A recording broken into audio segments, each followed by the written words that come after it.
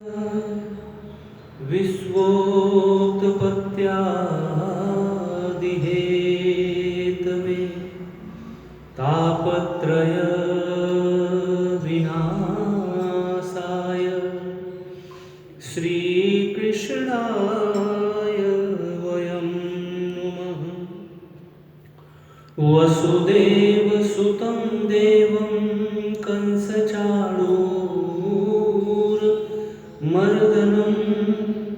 देवकी परमानन्दं कृष्णं वन्दे जगद्गुरुं। नारायणं नमस्कृत्य नरं चैव नरोत्तमं देवीं सरस्वतीं व्यासं ततो जयमुदीरयेत्।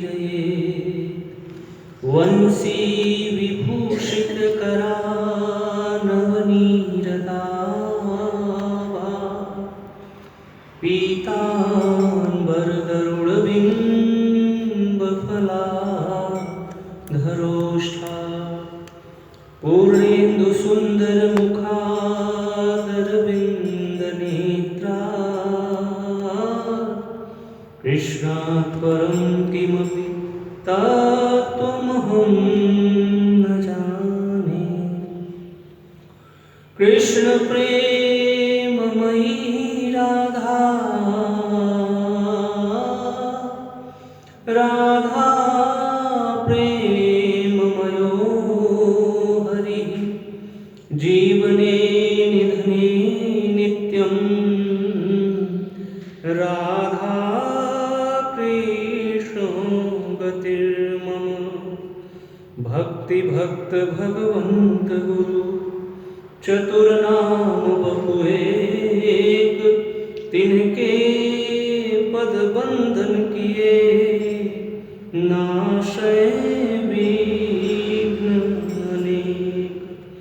यत्र यत्र रघुनाथ कीर्तनं तत्र तत्र कृतमस्तकाञ्जलिं बाष्पवारि परिपूर्णलोचनं मारुतिं नमत राक्षसान्तकं मारुतिं नमत राक्षसान्तकं।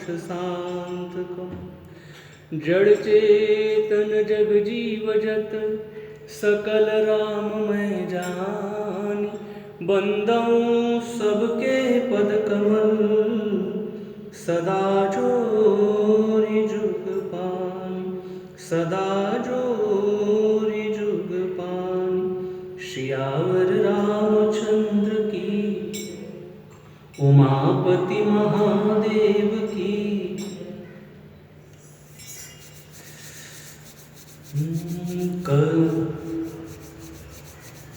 श्री राम जय जय राम। श्री राम जय जय राम। श्री राम जय जय राम। श्री राम जय जय राम। एक दिन वो भोले भंडारी बनके ब्रज की नारी वृंदावन आ गए। हाँ, एक दिन वो भोले भंडारी बनके ब्रज की नारी वृंदावन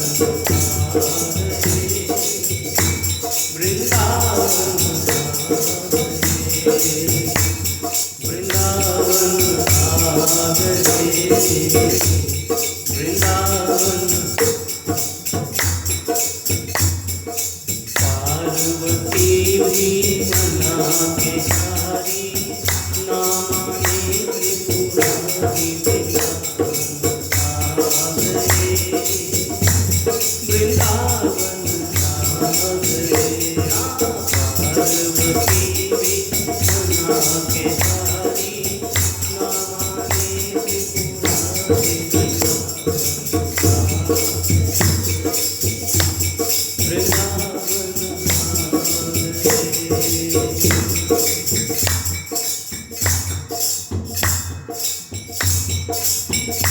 पार्वती से बोले मैं भी चलूंगा तेरे साथ में, तेरे साथ में। पार्वती से बोले मैं भी चलूंगा तेरे साथ में,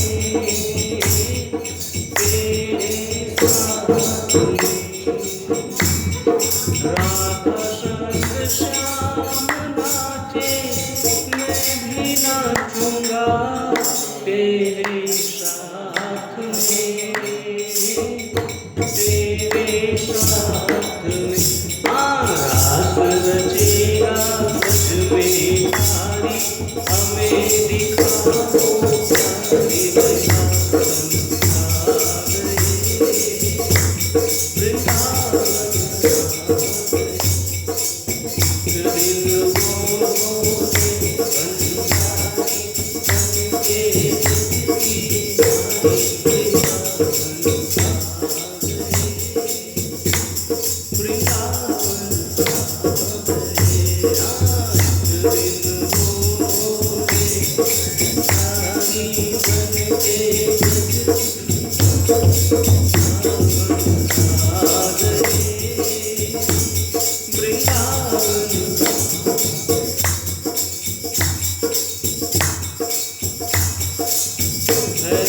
मेरे भोले स्वामी कैसे ले जाऊं तुम्हें रास में, तुम्हें रास में। मेरे भोले स्वामी कैसे ले जाऊं तुम्हें रास में,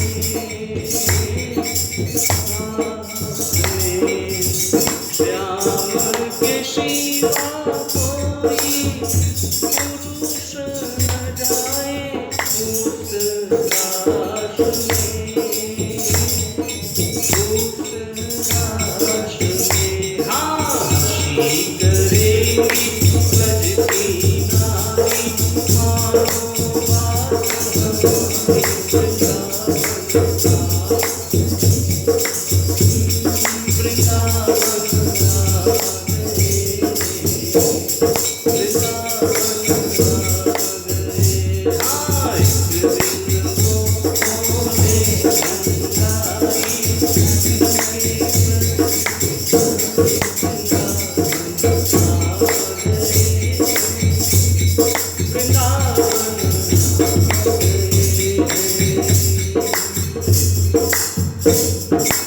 ऐसा बना दे मुझे कोई न जाने उस राज को,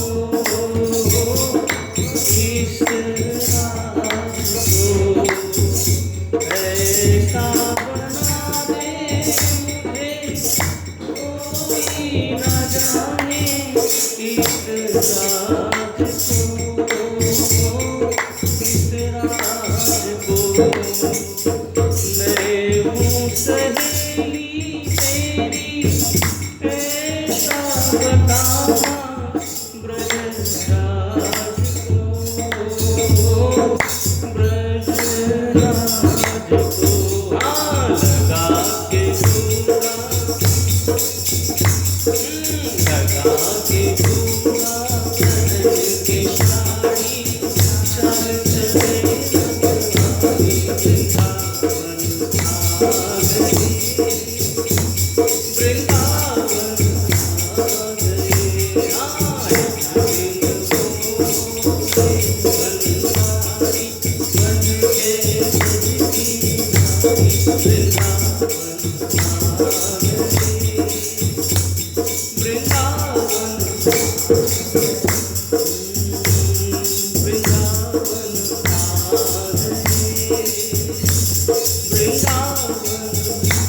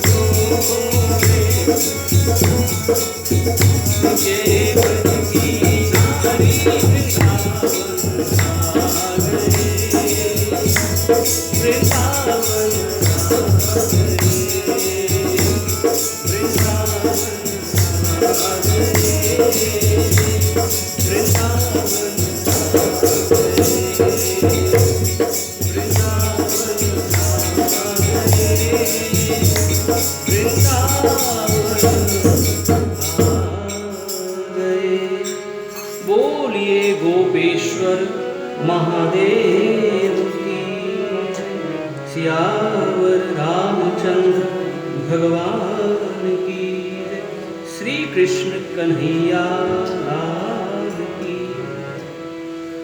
व्यास भगवान की जय, सुखदेव भगवान की जय, सब संतन हरि भक्तन की जय। हर हर महादेव। जय जय श्री राधे, जय जय श्री राधे, जय जय श्री राधे। परिपूर्णतम परात्परानंद श्रीमदकारण करुणा वरुणालय अखिल ब्रह्मांड नायक मर्यादा पुरुषोत्तम दशरथ नंदन भगवान श्री राघवेंद्र की महती अनुकंपा से मुझे भगवान साक्षी गोपाल जी के इस दिव्यादिदिव्य परम दिव्य पावन प्रांगण में आप श्रद्धालु भाव प्रेमी भक्तजनों के बीच में श्रीमद् भागवत महापुराण की दिव्य गंगा में हम सभी को प्रभु के आशीर्वाद कृपा प्रेरणा से डुबकी गोता स्नान करने का दिव्यतम स्वर्ण अवसर प्राप्त हुआ। इस कथा के मूल में जिनकी कृपा है उन श्री सीताराम भगवान के श्री चरण कमलों में नमन वंदन अभिनंदन प्रणाम। आइए हम और आप देवकी नंदन यशोदानंदन ब्रज के प्यारे नंद के दुलारे वंशी वाले भगवान माधव मोहन मुकुंद मुरारी के आशीर्वाद कृपा प्रेरणा से श्रीमद् भागवत महापुराण की दिव्य चर्चा को श्रवण करें। बोलिए बांके बिहारी लाल की, वृंदावन धाम की। तो कल की कथा को हम और आप अपनी स्मृति में लाएं तो बड़े प्यारे दृश्य बड़ा ही दिव्यतम जिसे हम और आप कहें। संत भी चाहते हैं कि भगवान का सानिध्य मिलता रहे और भगवान भी चाहते हैं संतों का सानिध्य मिलता रहे। तो कल शनकादिक ऋषिगण भगवान विष्णु को देख रहे थे और भगवान विष्णु शनकादिक ऋषिगणों से मिल रहे थे, उसके साथ कुछ गुफ्तगू आपस में हो रही है। तो आइए हम और आप प्रभु चरण में रहते हुए और उस कथा को आगे ले चलें। तो भगवान विष्णु और शनकादिक ऋषिगण एक दूसरे को सम्मान देते हुए कहते हैं, प्रभु आपने जो भी किया अच्छा किया। शनकादिक ऋषिगण कहते हैं कि आपने, शनकादिक ऋषिगणों के लिए भगवान विष्णु कहते हैं कि आपने बड़ा अनुग्रह किया मेरे ऊपर। शनकादिक ऋषिगण कहते हैं कि हम तो समझ ही नहीं पा रहे हैं कि अनुग्रह हमने कैसा किया। आपके दूत गिर रहे हैं, हम आपकी इस बात को समझ नहीं पा रहे हैं। भगवान और संतों की अद्भुत बातें हैं प्रिय भक्तों। तो बस भगवान कहते हैं, भगवान इतनी कृपा आप लोग जरूर कर दीजिए मेरे भक्तों के ऊपर कि इनका जो निर्वासन काल है वो जल्दी से जल्दी ये छूट करके फिर से ये हमारे धाम को चले जाएं। इतनी कृपा आप लोग करें। 3 जन्मों का संत भगवान का श्राप लगा हुआ है जय और विजय को। इस कथा को सुना रहे हैं माँ गंगा के पावन तट पर बैठे हुए परमहंस सुखदेव भगवान महाराज परीक्षित को। भगवान मैत्रेय विदुर जी महाराज को सुना रहे हैं, ब्रह्मा जी देवताओं को सुना रहे हैं। तो जो शनकादिक ऋषिगण हैं वो भगवान का अभिनंदन करते हैं, भगवान शनकादिक ऋषिगणों का अभिनंदन करते हैं, एक दूसरे से विदा होते हैं। भगवान विष्णु अपने दूतों से कहते हैं कि आप लोग डरना मत, निर्भय होकर के रहना, मैं तुम लोगों के उद्धार के लिए स्वयं अवतार लूँगा। भगवान का अपने भक्तों से कितना लगाव है। हाँ, ये सारे प्रसंग पढ़ करके ये सारी बातें हमें और आपको समझ में आती हैं। एक बार हम और आप सिर्फ परमात्मा के बन जाएं, उसके बाद चिंता हमें नहीं करनी है बल्कि भगवान को ही करनी है। हमारे शास्त्रों का यही दर्शन है। तो आज जो भगवान के जय विजय हैं उनसे थोड़ी भूल हो गई, तो भगवान कहते हैं डरना मत। जब क्रोध वृत्ति तुम्हारी एकाग्र हो जाएगी, सिर्फ भगवान, तो यही एकाग्र बुद्धि विप्रवृंदों के श्राप से आप लोगों को मुक्त कर देगी और आप लोग फिर से मेरे पार्षद हो जाओगे। इसलिए हम और आप देखें, ये तीनों जितने भी हुए, 3 जन रावण कुंभकर्ण भी हुए, तो रावण भी अंतिम दम तक मानने से उसने माना नहीं, बल्कि उसको बहुत लोगों ने समझाया लेकिन उसने माना नहीं। वही एकाग्रता है प्रिय भक्तों। एकाग्र जब हम किसी भी वस्तु चीज को लेकर के एकाग्र हो जाते हैं तो फिर जब मन ब्रह्म ही ब्रह्म रटे तो मन होई ब्रह्म स्वरूपा। यही एकाग्रता ही उसे पार लगा देती। रावण की एकाग्रता ने ही उसे पार लगा दिया, शिशुपाल की एकाग्रता ने ही उसे पार लगा दिया, हिरण्याक्ष की एकाग्रता ने ही उसे, ये जितने भी हुए 3 जन्मों तक ये जो अलग अलग रूपों में राक्षस दिखाई पड़े, सब बड़े एकाग्र हो गए। एकमात्र भगवान विष्णु, सिर्फ भगवान विष्णु क्रोध में ही उन्होंने भगवान विष्णु को बड़ी तन्मयता के साथ, जिससे हम और आप कहें मन क्रम और वचन के साथ याद किया, और वही उनके उद्धार का कारण हो गया। कोई भी काम करिए प्रिय भक्तों, जिसे हम और आप कहें उसे कस करके करना चाहिए। और जिसने भी, जिसे हम और आप कहें, जैसे रावण, हिरण्याक्ष, ये सब जितने भी हुए, हिरण्यकशिपु, हाँ, अब उनके पुत्र कहते रह गए, प्रहलाद जी कहते रह गए, पिताजी मान जाइए ना, मैं आपको मानता हूँ, आप सबसे श्रेष्ठ हैं, अच्छे हैं, लेकिन सबसे आपसे भी कोई श्रेष्ठ है, उसको आप मानो ना, मैं नहीं मानने वाला। यही एकाग्र बुद्धि, तेरा विष्णु कहाँ है? लेकिन यही बातें होते होते होते वो मानो विष्णु स्वरूप ही हो गए। यही कुछ दृढ़ता के साथ हम किसी भी चीज को पकड़ लें, चाहे शत्रुता करें और चाहे भगवान से दृढ़ होकर के करें। इसलिए व्यक्ति का उद्धार क्यों नहीं होता? क्योंकि हम दृढ़ नहीं हैं, हम दृढ़ ही नहीं हैं। तो ये जितने भी राक्षस की चर्चा हम और आप सुनते हैं, ये सब बड़े दृढ़ हुए और यही दृढ़ता ने ही उनको पार लगा दिया। तो भगवान अपने भक्तों को कभी छोड़ते नहीं।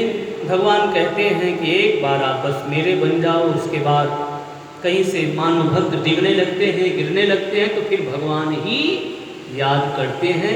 यही श्रीमद् भागवत का भी दर्शन है और यही श्री रामचरितमानस जी का भी दर्शन है, या अन्य पुराणों का भी यही दर्शन है। सुग्रीवहु सुधि मोरी विषा, कौन याद कर रहा है? ध्यान दीजिए। सुग्रीवहु सुधि मोरी विषारी पावा राज कोशतुर नारी। तो फिर भगवान ही याद कर रहे हैं। हम एक बार भगवान के हो जाएं, फिर गलती त्रुटि होगी तो फिर उसकी जिम्मेदारी भगवान के ऊपर रहेगी। तो फिर भगवत प्रेमियों, कथा कहती है कि ये वही जब ऊपर से नीचे गिरने लगे, हम और आप हमेशा इस बात को याद रखें, समझ लें कि सभी चीज़ों का कुछ न कुछ कारण है। हर चीज़ का उसके पीछे कुछ न कुछ कारण लगा हुआ है। हाँ, दूसरी तरफ यदि हम और आप देखें और उसके पीछे एक लंबा, जिसे हम और आप कहें एक पर एक ऐसे सूत्र बनते चले जाते हैं। और उसी क्षण की बात है, यही जो दोनों जय और विजय हैं, ये भगवान के अनन्य उपासक कश्यप ऋषि के पुत्र बनते हैं, माता अदिति के पुत्र हुए। और जैसे ही ये जब वही गर्भ में आए हैं तो चारों तरफ अंधेरा छाने लगा। माता अदिति ने विचार किया, अपने स्वामी से उन्होंने सुना कि ये बड़े भयंकर होंगे, बड़े प्रबल होंगे और ये बड़े ही अनिष्टकारी होंगे, सब प्रकार से इनकी स्थितियां बड़ी विकृत होंगी। और जैसे ही सारे संसार में भी जन्म नहीं लिए थे, अंधकार छाने लगा, तो वही देवता पूछने गए थे कि आखिर ये हैं कौन? तो वही ब्रह्मा जी बता रहे हैं कि ये जय विजय हैं, जिनको माता अदिति ने अपने गर्भ में 100 साल तक बनाए रखा। इसी अनिष्ट की आशंका से उनके स्वामी ने कहा था, जैसे इनका जन्म होगा नाना प्रकार के उत्पात शुरू हो जाएंगे। लेकिन फिर उसके बाद उनके जन्म हुए और जन्म लेते ही विशालकाय रूप में ये प्रकट हुए। चारों तरफ उल्कापात, नाना प्रकार के अनिष्टकारी चीज़ें, प्रतिकूल, सारी चीज़ें प्रतिकूल होने लगी। हम और आप थोड़े में ही समझ लिए, सब चीज़ें प्रतिकूल होने लगी। चारों तरफ अंधकार छा गया, लोग डरने लगे, भयभीत होने लगे, बड़ी जोरों की असह्य वायु बढ़ने लगी, हवाओं से इतनी भयंकर ध्वनि होती थी। तो इस प्रकार से इनका जन्म होते ही चारों तरफ एक अमंगलमय, जिसे हम और आप कहें, वातावरण छा गया। भगवान व्यास कहते हैं, सुखदेव भगवान महाराज परीक्षित को कहते हैं कि भगवान, उसके बाद यही हिरण्याक्ष, हम और आप कल की कथा सुन रहे थे, आइए उसी क्रम को हम और आप जोड़ दें। तो हिरण्याक्ष और भगवान विष्णु का एक दिव्य और घनघोर, जिसे हम और आप कहें, दिव्य भी है क्योंकि भगवान के ही पार्षद हैं। जय और विजय कोई राक्षस नहीं, राक्षस भी हैं और राक्षस नहीं, दोनों बातें हैं, क्योंकि भगवान के दूत ही हैं, भगवान के परम प्रिय। ये सब वही भक्त हैं, यदि हम और आप कहें कि अनन्यास चिंतयन्तो माम ये जना पर्युपास्ते तेषां नित्याभियुक्तानां योगक्षेमम्, उनका योगक्षेम वहन करने के लिए स्वयं भगवान विष्णु स्वयं आए। उनका योग, मैं आप मेरे हो, आपके लिए मैं आऊँगा।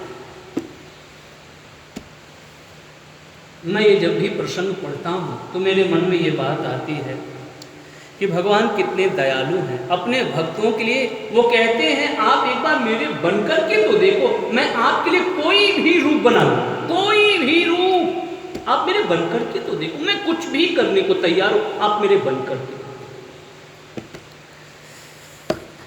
प्रभु, इतने अच्छे संबंधी कोई है दुनिया में? कोई भी है?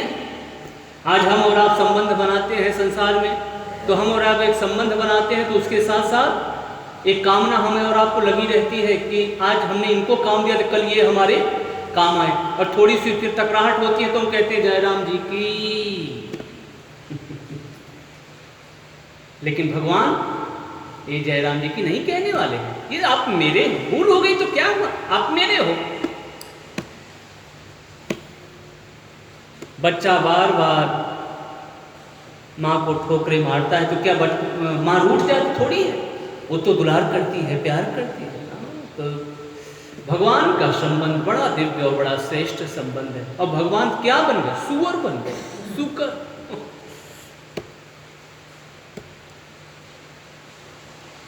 किसी को कह दिया जाए ना कि आप तो सुअर हो, तो देखिए वो बना नहीं है ना, तो वो है, लेकिन सिर्फ वाणी से अगर किसी ने कह दिया सुअर तो व्यक्ति को चोट लग जाती है। और मेरे भगवान आए हैं सुअर बनकर के, वाराणु बना लिए अपने भक्तों के लिए। कितने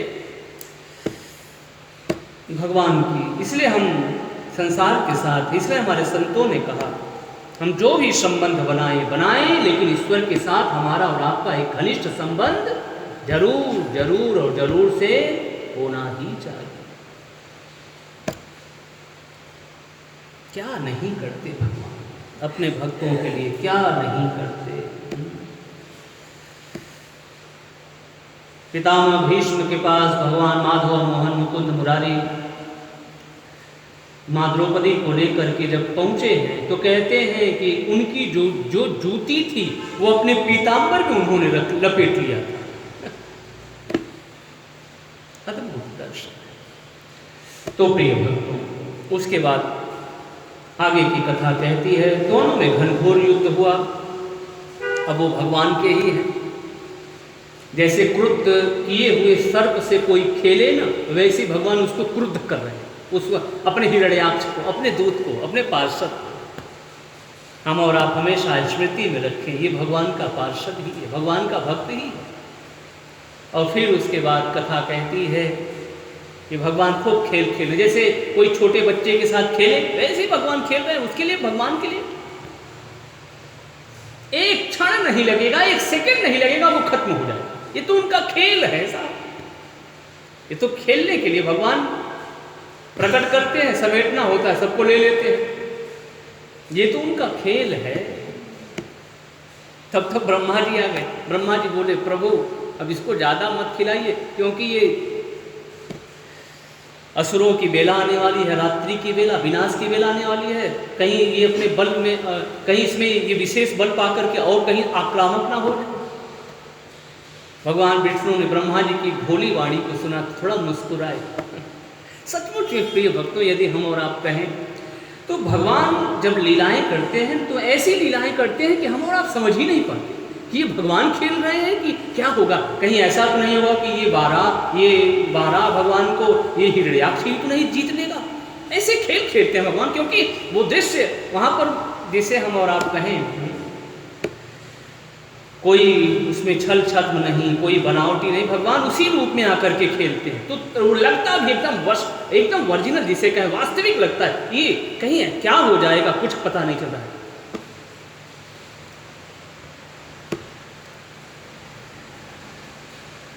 अब सिर्फ भगवान ही मारते रहें, युद्ध देखने में कम मजा आता है। थोड़ा सा नायक को भी चोट लगे फिर नायक मारे तो लोगों को बड़ा अच्छा लगता है। अरे अब ये क्या हो रहा है जो हम और आप देखते हैं। ऐसा नहीं है कि सिर्फ बदमाशी नायक ही बदमाश को मारे, बल्कि ये कुछ ऐसा दिखाते हैं जिसमें दिखाए कि बदमाश भी नायक, यही तो दर्शन है। तभी उसमें और भी जिसे हम और आप कहें आकर्षण वाली बात पैदा होती है। तो कभी भगवान भारी पड़ रहे हैं, कभी हिरण्याक्ष भारी पड़ रहा है। दोनों के शरीर खून से लथपथ है, खून की धाराएं बह रही, उससे एक सुगंध आ रही है और वो और भी आक्रामकता की तरफ ले जा रही है। खेलते खेलते तो एक बार ये भी हुआ कि भगवान के हाथों से भगवान का गदा छूट गया। अब लोगों को ये हुआ अब क्या होगा, अब क्या होगा, लोग डर गए। वो तो वैसी भयानक है, लेकिन देखिए भगवान की अद्भुत लीलाएं। हिरण्याक्ष कहता है प्रभु आप अपनी पहले गदा को उठा लो, मैं किसी निहत्थे के ऊपर शस्त्र नहीं चलाता। ये वो राक्षस कह रहा है हिरण्याक्ष। भगवान ने कहा आपकी, तो उस समय सभी लोग एकदम मौन हो गए। जब भगवान के हाथ से गदा गिरा तो सब लोग मौन हो गए, अब क्या होगा, अब क्या होगा। लेकिन जो जाने वो जाने, लेकिन सब नहीं जानते। सोई जाने जहि देहु जनाई और जानत तुम ही, सब नहीं जानते। तो भगवान ने उसकी धर्म बुद्धि की प्रशंसा की और फिर उसके साथ युद्ध होने लगा। खूब काफी युद्ध हुआ, कभी वो भारी तो कभी वो भारी। फिर भगवान ने चक्र को बुलाया। जब चक्र को बुलाया अब लोगों को ऐसा लगा होगा कि बस अब भगवान सर्वनाश करने ही वाले हैं, लेकिन ऐसा नहीं होता। फिर उस हिरण्याक्ष ने बहुत प्रकार की माया को रच दिया। कहीं पत्थरों की वर्षा होने लगी, कहीं कुछ होने लगा, कहीं कुछ होने लगा। चारों तरफ बहुत सारे राक्षस, मारो मारो। ये हिंसा रूपी शब्दों का प्रयोग करने लगे, मायावी राक्षस प्रकट हो गए।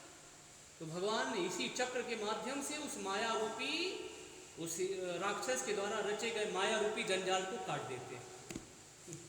जैसे ही भगवान ने काटा, फिर से ना वहां कोई, सिर्फ हिरण्याक्ष और भगवान है। फिर से दोनों का घनघोर युद्ध चल रहा है। तो इस प्रकार से कभी वो भारी तो कभी वो भारी, युद्ध होते होते होते अंत में भगवान ने ऐसे ही उपेक्षा से अपने एक ऐसे हाथ को मारा और जैसे ही मारा वो धड़ाम से गिर पड़ा। उसकी आंखें बाहर निकल गई, उसके शरीर के अंग प्रत्यंग छिन्न भिन्न हो गए। अब देखिए ये क्या है, भगवान की अद्भुत लीला ही तो है। जो गदा के प्रहार से नहीं मारा जा रहा था, कभी वो भारी पड़ रहा था तो कभी वो, भगवान ने एक तमाचा ऐसे मारा उपेक्षा से और उसके आंखें बाहर हो गई, उसके शरीर के अंग प्रत्यंग सब अलग अलग गिर पड़े। चारों तरफ देवता लोग जय जयकार करने लगे, भगवान वाराह की जय हो, वाराह भगवान की जय। चारों तरफ जय जयकार होने लगे। भगवान जिस चीज को चाहते हैं, भक्तों के भी मन में वही कामना होती है, तो वो कार्य भगवान किसी न किसी रूप में आकर के उसे पूरा, क्योंकि मूल तो ईश्वर ही हैं। अब यदि उन्होंने कहा है ब्रह्मा जी से कि सृष्टि की रचना करो, और ब्रह्मा जी सोच में पड़े हैं कि मैं सृष्टि की रचना कहाँ से करूँ, चारों तरफ जल ही जल है, तो यदि ब्रह्मा जी सोच में जाएंगे यानी उस कार्य की तरफ बढ़ेंगे, तब तक प्रभु की कृपा हो जाएगी। किसी न किसी रूप में प्रभु आएंगे, फिर से पृथ्वी माता को स्थिर करके अब मानो संकेत कर दिए ब्रह्मा जी, और फिर से आप अपनी सृष्टि को बढ़ाने का आदेश करिए, और वो उसके बाद चले गए। फिर उसके बाद कथा कहती है कि भगवान जो उत्तानपाद हैं, जो महाराज मनु के पुत्र हैं, बड़े पुत्र हैं, उनकी वैसे तो 3 पुत्रियां हैं, लेकिन जो देवहूति है जिसकी चर्चा श्रीमद् भागवत महापुराण में दिव्य रूप से भगवान व्यास ने, सुखदेव भगवान ने और सभी ने गाया, और ये जो साप्ताहिक रूप से कथाओं का क्रम है, उसमें भी दूसरे दिन की कथा में भगवान कपिल के ही जन्म की कथा को गाया जाता है। तो भगवान कपिल का किस प्रकार से जन्म हो रहा है, उनकी जो कथा है, उस तरफ सुखदेव भगवान महाराज परीक्षित को लेकर के चल रहे हैं। वो कहते हैं कि भगवान कर्दम का जन्म हुआ, और जब भगवान कर्दम का जन्म हुआ तो ब्रह्मा जी उनके पास पहुंचे, बोले भगवान सृष्टि की रचना करो। भगवान कर्दम ने कहा, उनकी आज्ञा को तो स्वीकार कर लिया, लेकिन वो चले गए। जो सरस्वती माता का जो तट है, जो सरोवर है, या जो बिंदुसर तीर्थ जिसे कहा जाता है, सरस्वती माता का जो ये सरोवर है, इसको बिंदुसर सरोवर भी कहा गया है। तो भगवान कर्दम जो है यहीं पर बैठ करके तपस्या करने लगे। तपस्या करते करते करते करते 10,000 वर्ष बीत गए। फिर उसके बाद भगवान शब्द ब्रह्ममय रूप में भगवान प्रकट हुए। जब प्रकट हुए तो साष्टांग दंडवत होकर के उन्होंने प्रणाम किया है, और जैसे ही प्रणाम किया तो प्रणाम करने के बाद भगवान बड़े प्रसन्न हुए। भगवान ने कहा कि प्रभु, आपकी ये जो साधना है इसने मुझे बहुत प्रभावित किया है। मेरे ये आपकी योग, आपकी तपस्या मेरे दिल को बहुत छू गई। यही वो तीर्थ है जहाँ पर महामुनि कर्दम ऋषि की दिव्य और घनघोर तपस्या को देख करके भगवान विष्णु के आंखों से अश्रु गिरे हैं। इसलिए इस तीर्थ का नाम पड़ा बिंदुसर तीर्थ। भगवान के आंखों से ये बड़ा प्यारा तीर्थ है, बड़ा श्रेष्ठ तीर्थ। भगवान इतने करुणा के वशीभूत हो गए अपने भक्त को देख करके, उसकी समाधि को देखकर, उसकी तपस्या को देख कर। अखंड समाधि 10,000 वर्षों तक, बड़ी बातें हैं। उन्होंने कहा भगवान, आपके मन में जो इच्छा है, जो कामना है, उसकी पूर्ति होने वाली है, मैं जानता हूँ। और आज से परसों जो सार्वभौम सम्राट महाराज मनु हैं, वो अपनी पुत्री को लेकर के आएंगे और उसको आप स्वीकार कर लीजिए। तो इस प्रकार से भगवान, और फिर भगवान जाते जाते ये भी बता गए कि भगवान, मैं भी आपका पुत्र बनूंगा। जिसके जीवन में भक्ति, जिसे हम और आप कहें परिपक्व हो ना, वहीं पर भगवान अवतार लेते। सीधी सी बात, जहाँ भक्ति परिपक्व हो, जहाँ भक्ति पुष्ट हो, जहाँ भक्ति सब प्रकार से दिव्य और मजबूत हो, वहीं पर भगवान कहते हैं मैं स्वयं आऊंगा। अद्भुत बात है। तो भगवान ने ये भी कहा कि मैं भी कपिल के रूप में अवतार लूंगा, और इस प्रकार से कह करके भगवान अंतर्धान हुए। महामुनि कर्दम ऋषि माँ सरस्वती के तट पर बैठे हुए हैं। दिव्य रूप से जिस प्रकार से अपने नित्य कर्म किया करते थे, अग्निहोत्र, भगवान की आराधना वो कर रहे हैं। इसी में 2 दिन का समय बीत गया, परसों का दिन आ गया। और जैसे ही परसों का दिन आया है, उस दिन भी उन्होंने दिव्य रूप से अग्निहोत्र इत्यादि जो भी भगवत आराधन वो किया करते थे, दिव्य रूप से वो कर चुके हैं और अपने आश्रम में शांत रूप से बैठे हुए। तब तक दिखाई पड़े स्वर्ण जटित रथ पर सवार हुए सार्वभौम सम्राट महाराज मनु, उनके साथ उनकी प्रिया माँ शत्रुपा हैं, उनके साथ उनकी श्याम लोचना पुत्री माँ देवहूति है। तीनों जैसे ही महामुनि कर्दम ऋषि के आश्रम में आए, महामुनि कर्दम ऋषि आगे बढ़ करके उनका स्वागत किया। आइए आइए भगवान, स्वागत है, स्वागत है। महामुनि कर्दम ऋषि के स्वागत को देख करके सार्वभौम सम्राट महाराज मनु उनके चरणों में दंडवत प्रणाम करते। दंडवत प्रणाम करने के बाद उन्होंने उनको बिठाया है और बिठाने के बाद उनका स्वागत सत्कार किया है। और महामुनि कर्दम ऋषि कहते हैं कि भगवान आप तो साक्षात विष्णु स्वरूप ही हैं, भगवान विष्णु के ही माध्यम से सृष्टि की रचना कर रहे हैं और आप लोगों का ये जो आना जाना है ये बहुत ज़रूरी है। अगर आप लोग इस प्रकार से आएंगे जाएंगे नहीं तो चारों तरफ से चोर डाकू बढ़ जाएंगे। आप लोग बराबर देख रेख करते रहते हैं तो आप लोगों का अच्छा है ये आना जाना। बाकी मेरे लिए जो भी आज्ञा हो आप बताइए, मैं उसे सहर्ष स्वीकार करूँगा। महाराज मनु बड़े प्रसन्न हुए कि भगवान आपको मेरा प्रणाम। इसी बहाने आपने मुझे राजनीति, राजा के लिए कौन सी नीति का पालन करना चाहिए, आपने मुझे बड़ा सुंदर उपदेश किया है। भगवान आपको तो खबर है, आप तो सब जानते हैं। और मैं तो एक बात आपसे ये भी कहूँ, कोई भी विरक्त भी प्राणी हो ना, कोई चीज़ अपने आप मिल जाए ना उसे स्वीकार कर लेना चाहिए। बाकी संसारिक लोगों की तो बात, उनके लिए भी वही बात है। बाकी जो विरक्त हैं यदि उनको भी कोई चीज़ मिल रही है तो उन्हें भी स्वीकार कर लेनी चाहिए, और नहीं तो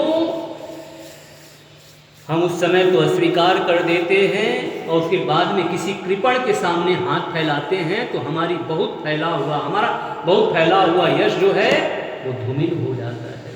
तो इस प्रकार से आपको तो खबर है, ये जो मेरी पुत्री है, जब से इस नारद जी के माध्यम से आपके रूप, सौंदर्य, यश, प्रतिष्ठा, दिव्यतम साधना को सुना है, तब से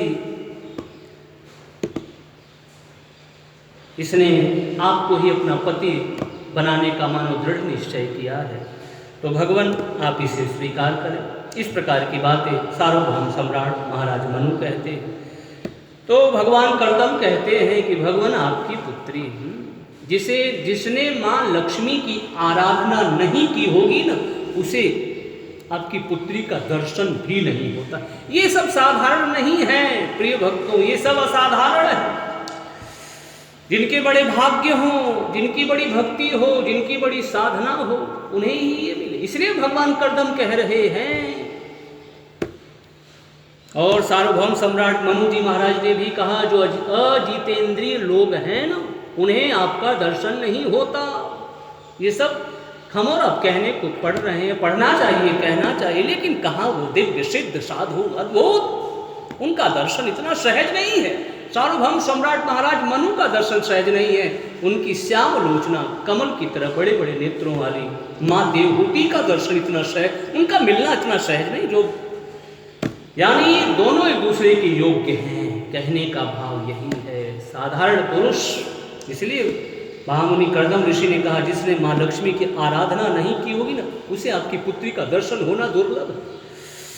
तो गाइए सिया राम कहो, सिया राम कहो, सिया राम कहो, सिया राम कहो, सिया राम कहो, सिया राम कहो,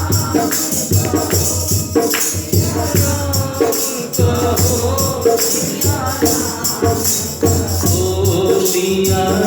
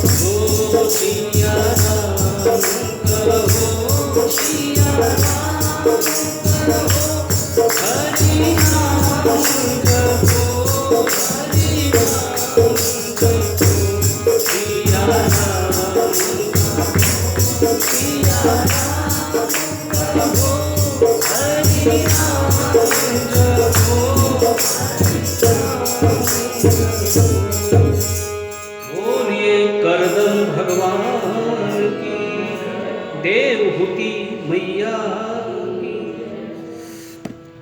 तो प्रिय भक्तों, भगवत प्रेमियों,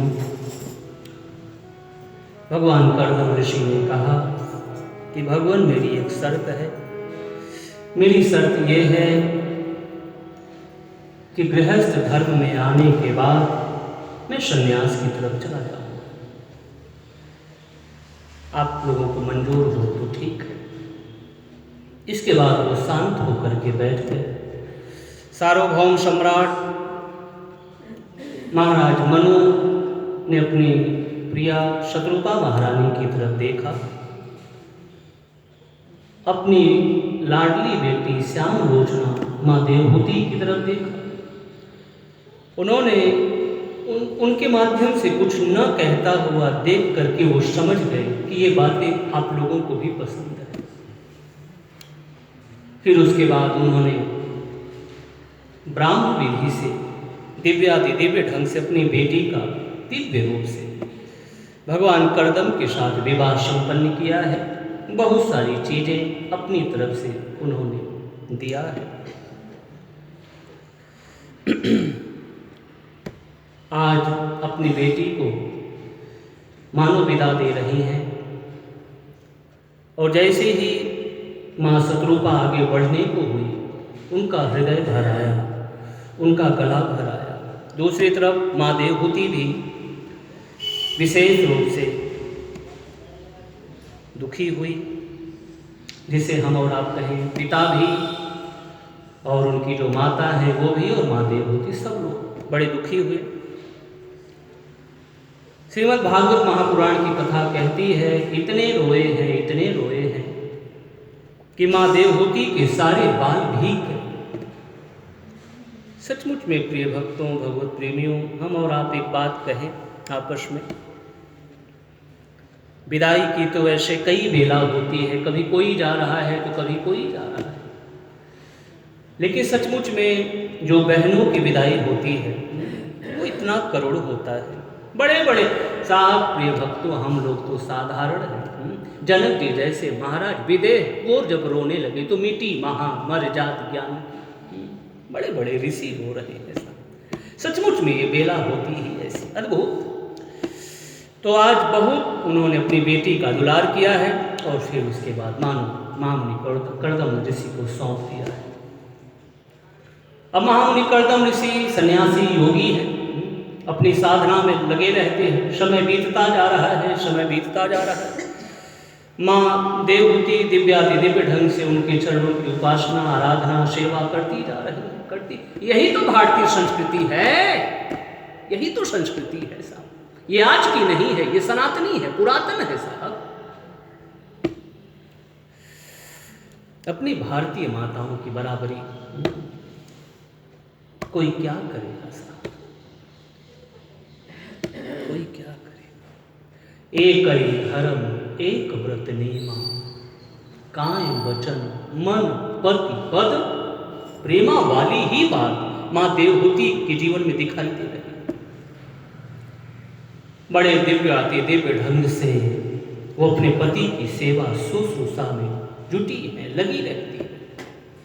पतिदेव भगवान विष्णु की आराधना में लगे रहते हैं। समय बीतता गया, समय बीतता गया।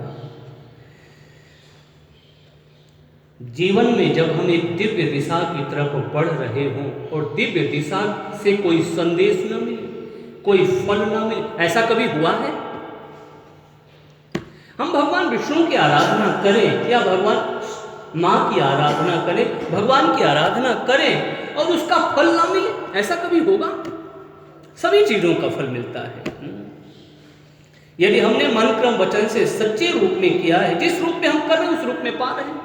लेकिन यदि हम सही रूप में करें तो साहब उसका तो कहना ही क्या है। तो ये जो माँ देवहूति हैं दिव्याति दिव्य ढंग से अपने पति की सेवा शुश्रूषा में लगी हैं। भगवान करदम ने देखा कि देवहूति मेरी सेवा करते करते करते दुबली हो गई। हर व्यक्ति को अपने शरीर की चिंता होती है, मेरे शरीर को नुकसान ना हो। बाकी इसने अपने शरीर की भी तरफ ध्यान नहीं दिया, मेरी सेवा करती रह गई। अब इसको कुछ जो इसने समझा है उसको उसका दर्शन करा देना चाहिए। ये बात थी बड़ी अद्भुत। और हम और आप, ये कोई एक सिर्फ यही की कथा नहीं है। आप कहीं पर भी देखें, आप कहीं पर भी देखें, हम और आप कहीं पर भी, ये हर जगह का दर्शन है। जहां पर भी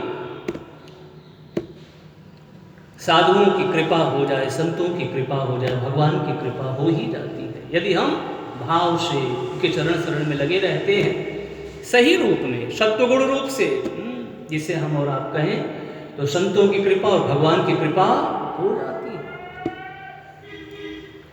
हम और आप जानते हैं महामुनि च्यवन ऋषि थे, सुकन्या थी। उस समय जब आए हैं उनके पिता और अचानक में उनसे थोड़ी भूल हो गई। फिर आगे जाकर के वही च्यवन ऋषि सब प्रकार से सर्वांग सुंदर हो गए।